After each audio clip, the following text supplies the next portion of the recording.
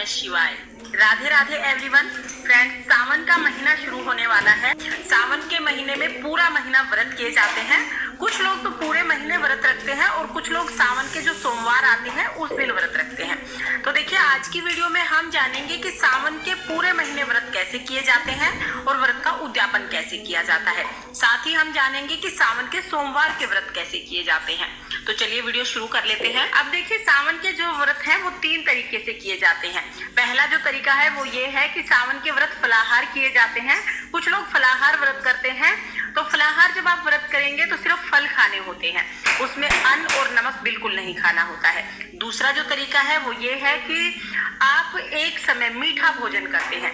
इसमें नमक नहीं खाना होता है बिल्कुल भी, मीठा भोजन आप कर सकते हैं। या अगर आप नमक खाए बगैर नहीं रह सकते हैं तो फिर आप सेंधा नमक ले सकते हैं, तो आप मीठे व्रत कर सकते हैं। इसके अलावा एक जो तीसरा तरीका है वो ये है कि आप एक समय सिंपल शुद्ध सात्विक भोजन करेंगे, यानी कि पूरा दिन व्रत करेंगे और शाम के समय आप शुद्ध सात्विक भोजन जिसमें प्याज लहसुन ना हो वो आप करेंगे, यानी अन्न और नमक आप एक समय खाएंगे। तो इस तरह से आपको पहले ही डिसाइड कर लेना है कि आपको किस तरह के व्रत करने हैं। आप फलाहार व्रत करना चाहते हैं, आप मीठे व्रत करना चाहते हैं, या आप सिंपल व्रत करना चाहते हैं, ये आपको पहले ही सोच लेना है। उसके बाद देखिए, जब आप सावन के पहले दिन व्रत शुरू करेंगे तब हमें क्या करना है कि सुबह स्नान आदि करने के बाद घर में ही जो मंदिर है उसमें आप भगवान शिव शंकर की मूर्ति के सामने या फोटो मूर्ति जो भी स्वरूप आपके पास शिव शंकर का है उनके सामने आप सीधे हाथ में जल लेकर कहें कि हे भगवान, मैं पूरे सावन माह आपके व्रत करना चाहती हूँ। आप व्रत पूर्ण करने में मेरी सहायता करें और मेरी मनोकामनाओं को पूर्ण करें। इसके बाद जो आपने हाथ में जल लिया है वो भगवान शिव शंकर को समर्पित कर दें और उसके बाद आप व्रत शुरू कर दें। तो व्रत में हमें क्या करना है कि पहले संकल्प कर लेंगे आप, फिर आपको पूजन करना है। भगवान शिव शंकर का पूजन कैसे किया जाएगा इसका वीडियो चैनल पर आ चुका है, आप एक बार देख सकते हैं। पूजन आप मंदिर में जाकर करें तो बहुत अच्छी बात है। पूरा सावन का महीना अगर आप मंदिर में जाके भगवान शिव शंकर को जल समर्पित करते हैं तो उससे अच्छा तो कुछ भी नहीं हो सकता है।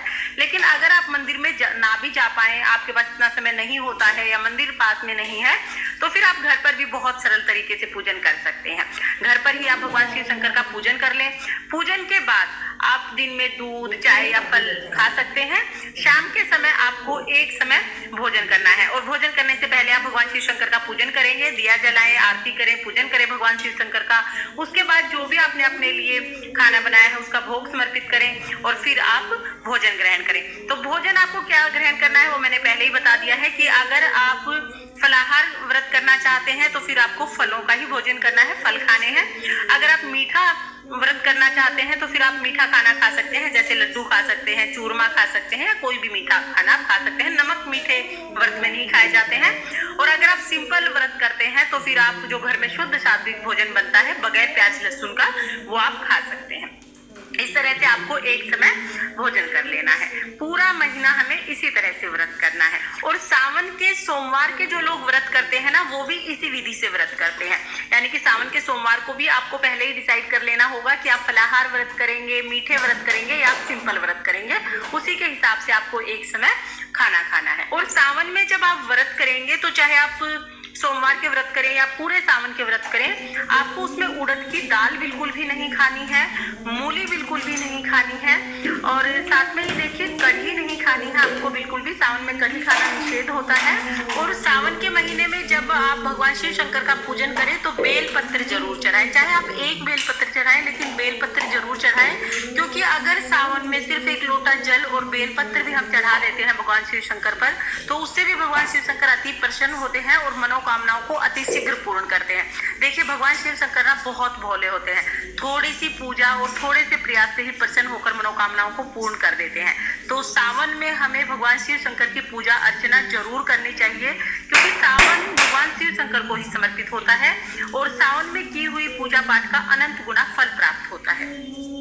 तो सावन के अगर आप व्रत ना भी कर पाए ना तो आप सावन में भगवान शिव शंकर को एक लोटा जल और बेल पत्र जरूर समर्पित करें। अब हम जान लेते हैं कि हमें व्रत का उद्यापन कैसे करना है, यानी सावन माह के जो हमने व्रत किए हैं उनका उद्यापन कैसे होगा। तो देखिए, जब व्रत पूर्ण हो जाएंगे उसके बाद हमें क्या करना है, आखिरी दिन, सावन का जो आखिरी दिन होगा उस दिन आप पंडित और पंडिताइन के जोड़े को घर पर बुलाएं। पंडित पंडिताइन को बुलाकर उन्हें भोजन कराएं, उनको वस्त्र दें। वस्त्र में पंडित जी को आप कुर्ता पजामा, पैर पैंट शर्ट धोती कुर्ता जो भी वो पहनते हैं वो दें। पंडिताइन को आप साड़ी सूट जो वो पहने वो दें। उसके साथ ही पंडिताइन को आप श्रृंगार का सामान जरूर दें। सावन के महीने में श्रृंगार के सामान का जरूर दान करना चाहिए, क्योंकि सावन में माँ पार्वती को श्रृंगार का सामान समर्पित किया जाता है। माँ पार्वती सुहाग बांटती हैं, तो इसलिए सावन के महीने में श्रृंगार का सामान जरूर से आप दान करें।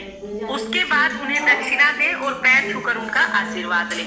इस तरह से सावन माह के जो व्रत है उनका उद्यापन किया जाता है। एक तो ये तरीका है, और अगर आप घर पर बुलाकर भोजन नहीं करा सकते हैं तो फिर आप भोजन की थाली ले लें। मतलब जो भी आपने भोजन बनाया है वो एक थाली में निकाल लें, पंडित पंडिताइन के कपड़े ले लें और दक्षिणा ले लें। वो आप पंडित पंडिताइन के घर देकर आ सकते हैं, या आप खाने का सूखा सामान भी ले सकते हैं। और अगर कवारी लड़कियां पूरे सावन माह व्रत करती हैं तो फिर वो मंदिर में जाकर भगवान शिव शंकर माता पार्वती को वस्त्र चढ़ाती हैं, भोग समर्पित करती हैं और उसके बाद वहीं पर प्रसाद बांट देती हैं। इसी तरह से कवारी लड़कियां उद्यापन करती हैं। और अगर कवारी लड़कियां वस्त्र ना भी चढ़ा पाए तो वो जनेऊ चढ़ा दे और 1.25 किलो या 5.25 किलो प्रसाद बांटे, दक्षिणा चढ़ाए। इस तरह भी कवारी लड़कियों का उद्यापन हो जाता है। तो इस तरह से सावन माह के व्रत का उद्यापन किया जाएगा। सावन माह के व्रत का उद्यापन बहुत ही सरल है, आप इनमें से किसी भी विधि से उद्यापन कर सकते हैं। इसके साथ ही जब सावन के सोमवार आप करते हैं तो उसका उद्यापन भी इसी तरह से किया जाता है। आखिरी जो सोमवार आएगा उस दिन उद्यापन किया जाएगा।